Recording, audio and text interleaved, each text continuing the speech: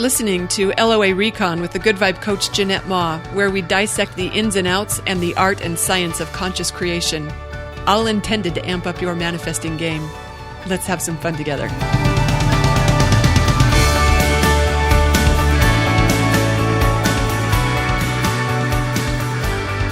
Okay, so I think we figured out how to handle our background noise. Eve, my foster cat, was meowing up a storm. She's been super meowy ever since I told the rescue group that she needs a new foster home because she does not get along with my other cat, Fairy Kitty. In fact, Fairy Kitty, I think she was outside for 3 days. She didn't want to come in because she gets picked on by Eve. Oh my gosh, Eve is this gorgeous, sweet, loving tabby, but a lot of cats don't like Fairy Kitty. She gets picked on.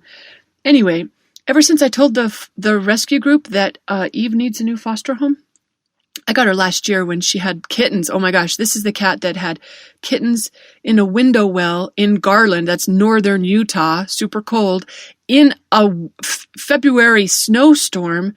Oh yeah, it was good she went to the window well, and it was good that the people saw her and called a rescue group. Anyway, so I fostered them, and all her babies got adopted, and so she's still here, but again, she's causing Fairy Kitty some stress, so I asked the group to find her a new home, and she's been meowing ever since. It's like she knows that she belongs somewhere else, and she's wondering, why am I not loading her up to take her there?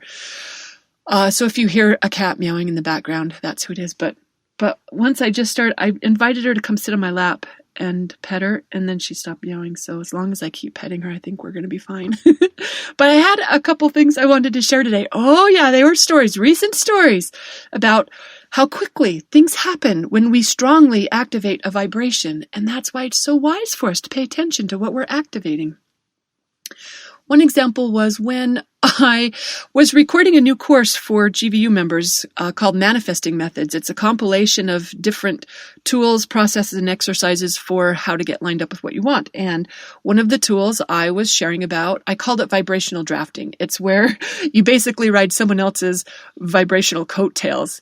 You know, because if someone else has got something going on and you focus on it, you could have that going on too, just by paying attention to their experience. And as I was talking about this particular manifesting tool, I told the story of the time when I was at a conference and the presenter, one of the presenters had finished and was just doing a little informal Q&A at the back of the room with a couple people who had a few questions. So I was eavesdropping, and because he's a super interesting, fun guy to talk to. And one of the guys, the speaker had his laptop open to his inbox, and someone was looking at his inbox and pointed at it and said, "Dude, what is going on there?" Because there was payment receipt after payment receipt after payment receipt showing up in his inbox. And he was like, "What, are you mid-launch or something? Like, what is going on?" And Tom was the presenter's name. He was like, he didn't understand why we were tripping out about it, because this was his normal everyday life. That's what it does for him 24/7. Can you imagine? Just email after email after email showing he's got money from a wide variety of products. First, he said to us, like, well, don't be too impressed. It's not like it's big dollars or anything. Like, one was $47, one was $97. He was like, it's not like a lot of money. But yeah, that's what it did. It was like watching the ticker tape, the stock exchange, just one after another after another. The guy, you know what he said? "I couldn't turn this off if I tried." I freaking love that thought. I couldn't turn this off if I tried. And we were seeing it happen right there. He'd open them up and he was like, they were just different products. He sold so many different things online in so many different places that's how it worked for him. Just constant sales. And like some of them he didn't even remember. He's like, "Oh, I thought I pulled that down years ago. I didn't even remember I had that." It was bizarre. Okay, it was cool. It was super, super, super cool, bizarre. And by telling that story, as I was recording that part of the course on vibrational drafting, I activated that vibration. I didn't realize it at the time until shortly after. I had opened up my 30-day manifesting challenge for registration, and I had that experience where every time I opened up the computer, and the reason I was paying close attention to it is because apparently some people who were signing up weren't getting the auto email. So I wanted to make sure they got, welcomed right away and got their material. So I was processing everyone manually just to make sure for those who didn't automatically get the welcome stuff. So I'm paying close attention. Every time I opened a laptop, there would be more for me to process. And it almost got to the point like I'd reach for the computer knowing, oh, there's going to be more money in there. And I thought I'm experiencing this because it felt a little bit like what Tom had experienced. Like it just kept happening, whether I was talking about it or not. People were just registering and registering and registering. Every time I opened up the laptop, there was more money. It was really, really cool. So that happened where, I made the connection that I had activated that vibration by telling that story from Tom. And then here it is showing up in my life. And it happened again recently when this was in my other Facebook group, the Ultimate Receiving Challenge, where someone had posted about, owie, Eve just bit me. Oh, hi, sweetheart. Yeah, we got to play a little nicer. Okay, you know how sometimes cats do that. She's not being mean. She's just getting a little feisty, I guess. But okay, I'm going to be more careful. I'll pay more attention to what I'm recording than who I'm petting. So someone had posted a question, and in response, I told a couple stories. And when you are telling a story, be aware you are activating a vibration. So I told the story about how fabulous men are everywhere. This place is crawling with amazing men. I said, this is what I believe, so this is what I experience. And even when it seems like you're in a situation where that wouldn't be the case, oh my gosh, they're everywhere. They're everywhere I turn. And actually, that's the phrase I used. I used the phrase, everywhere I turn, there's another amazing man. And I told a client story, who had experienced something similar where she thought there were absolutely no men anywhere in sight for her at all. And we had done some work on that about, hey, you got to give universe an opening. Just even consider the possibility that it might happen. In fact, I invited her to use the phrase, stranger things have happened, to maybe give universe the crack it needs to deliver what she wants. And anyway, what had happened for my client was, sure enough, a guy came from out of thin air. It's what it seems like. No, it's from our vibration, from being willing to think something that allows what we want to manifest. So I told those two stories from my client and from my own self. And in the process, okay, so after I posted it, I even asked myself, I was like, should you have activated that vibration today, Jeanette? Like, should you have? Really, should you have? So I went on with my day, though, and it was not a fun day. No one liked it. I needed to have my senior feral cat euthanized, 18 years old. I could see it coming. I mean, I knew we were getting closer, and I just trusted that I would know when it was. And the night before, I'd realized it's now. So my little girl needed some help getting home sweet home. I had reached out to the vet that I had called to help who euthanized my dog year before last. But she doesn't service my area anymore, so she gave me a couple names of other vets that I could try. They were both guys, and I really wanted a girl out. I wanted a female vet, so I asked around. I did some more looking, trying to find a female vet who might come out to my area. I'm kind of remote, so you don't get a lot to pick from. But anyway, as I'd asked around, I'd asked my ex-boyfriend if he knew anyone. He was working on it. And in the meantime, a rescue friend had recommended someone else.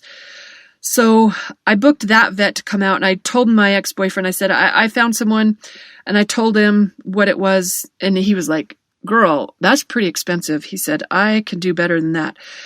And I was like, well, all right. If you find anything, let me know. Okay, so he calls me, I don't know, like an hour later, and he said, I got a better deal for you. He said, not only is it like half as much, and he can do it sooner, but also, and he paused, my ex paused. He was choking back tears. He said, I'm trying not to cry. Oh my gosh, look at me. I'm trying not to cry too. And even telling his story. This is what happens. I'm telling his story, but I'm feeling the vibrations of it. He says, I like this guy so much. I think I might be in love with him. He said, you're really going to like him. I think you're really going to like him. If you give him a chance, I think you're going to like him. I was like, okay, look, my ex, he can exaggerate sometimes. So I'm taking it with a grain of salt, but I'm all about someone who could be here sooner and less money. So I texted that guy, made arrangements. In fact, he was coming out the same day. Yeah, he came out the same day. The same day after I had just posted in the Facebook group about how amazing men are everywhere I turn. But I'm having a super sad day. I'm just crying and crying. I hate it. I mean, it's what you do. It happens, but I still don't like it. So there I am. I hear the dogs bark. I know he's there. I go out. He's in his truck. He's taking a minute to get out. I sit on the porch with Harvey. So just, to greet him at the door. And I'm just a pile of tears. And this guy gets out of his truck. And as soon as I see him, I know this guy. I don't know him I've never met him before. I don't know him, like we've run in the same circles or no, not like that. But I recognize him. Here's what happened.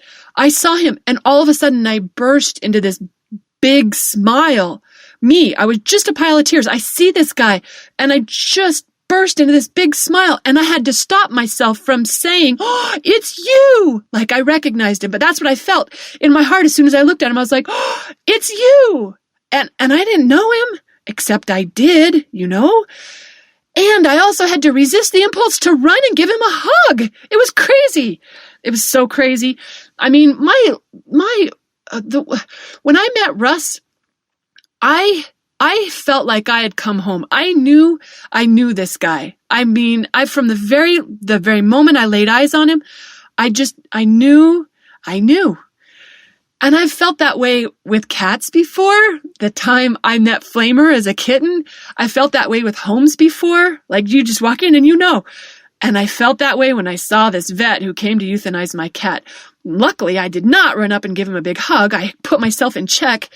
But that's how strongly, and oh my gosh, he was amazing. My ex was right. He was a freaking amazing, just like I had talked about that morning in the Facebook group. And I'm not in the market for a new love interest, so that's not happening. But that whole thing, vibration activation, we want to pay really good attention to what we're turning on, to what we're giving attention to what we're calling forth. I love the analogy Abraham has used before. It's like they've talked before, like the runway lights at the airport, it's really dark out there, but whatever you are focused on, that's what you're lighting up and that's what you're calling forth. Everything that matches that frequency is coming to you. So this would be a great time for me to tell the story. Oh, can I just tell you a little story? Let's tell a little story about amazing adopters. Eve, this one's for you. So I had the most amazing cat. Once upon a time, this is how easy it is. You just tell a story. You could tell a story from your past. You could tell someone else's story. You could make a story up. But whatever you're talking about, you're activating something. Be aware. So I'm petting her again. Let's dare me not to get bitten. So, oh my gosh. Oh, I love this story in so many ways.